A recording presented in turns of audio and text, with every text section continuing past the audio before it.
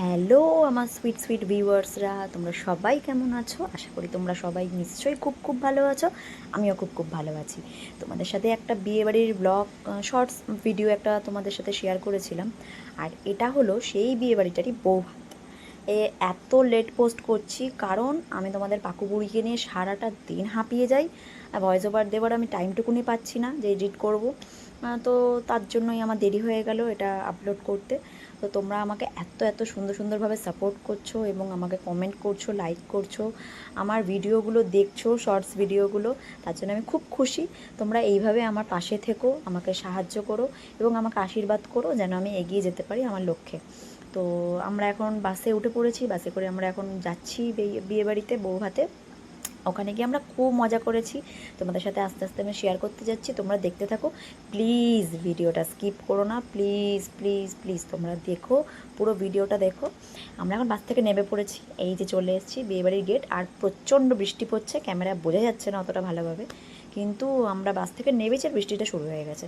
তো একটু তো হেঁটে যেতেই হবে, এটা গেট ছিল, এখান থেকে আমরা ঢুকছি। তোমরা নিশ্চয়ই বুঝতে পারছো ওপরটার থেকে ওই যে বৃষ্টিগুলো পড়ছে। এই হলো আমার ছেলে, আর আমার কোলে আছে আমার মেয়ে। আমরা দুজনে মিলে যাচ্ছি। আমার মানে বর, মানে এদের বাবা যেতে পারেনি কারণ উনি যেহেতু কাজের থ্রুতে উনি বাইরে থাকেন, তার জন্য যেতে পারেননি। এই আমরা বৃষ্টিতে ভিজতে ভিজতে চলে এসেছি একদম যেখানে কোণে বসে আছে আমাদের সেই মিষ্টি ব্রাইডটা, সেখানে চলে এসেছি।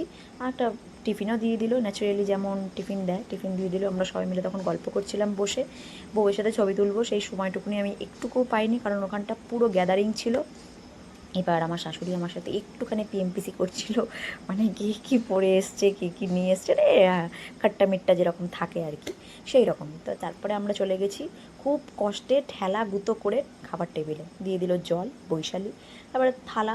এটা ছিল চিকেন কাটলেট, এটা ছিল সস, আর তারপরে তো নানপুরি ছিল, আর এটা চানা মশলা ছিল। তারপরে আমরা দিয়েছিল তারপরে ভাত ভাত ভেজ ডাল আর ঝুড়ো আলু ভাজা। তো ওটা আমি অল্পই নিয়েছিলাম। যাকগে, তারপরে দিল তোমার ওই কাতলা মাছের একটা উফ, মাছটা যা পড়েছিল দেখো গাইস, এই তেলের এই পিসটা আমার যে কি ভালো লাগে, উফ। তোমরা একটুখানি খাবে, নাও খাও। তারপরেই এলো ফ্রাইড রাইস, স্যালাড এবং চিকেন কারি, ঠিক আছে। তারপর আমরা চলে গেছিলাম চাটনি পাঁপড়। তারপরে চাটনি পাঁপড়টা টপাটপ মুখে পুরে দিয়েই চলে গেলাম। একটা লট চমচম দিল, একটা রসগোল্লা দিল, আর দিতে চেয়েছিলাম, আমি আর নিই নি। তারপরে হাতটা ধুয়ে মালাই কুলফিটা নিয়ে ওখান থেকে আমরা টাটা বাই বাই করে যাইনি বাসে, দাঁড়াও এখন অনেক দেরি আছে। এ কি কন্যাযাত্রী বলে কথা, দুটো বাস মিলে গেছিলাম। তখন ওই পিহু ড্রেস চেঞ্জ হয়ে গেছিলো, নাইট ড্রেস পরে নিয়েছে।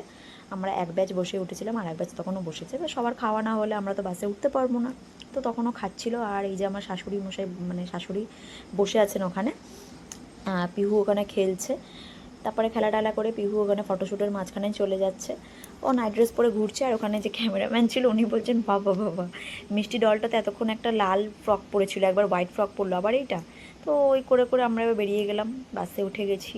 তারপরে এবার বাড়ির দিকে রওনা দিচ্ছি টুকটুক টুকটুক করে। তো বন্ধুরা কেমন লাগছে তোমাদের জানিও, প্লিজ সাবস্ক্রাইব করো, লাইক শেয়ার করো, থ্যাংক ইউ।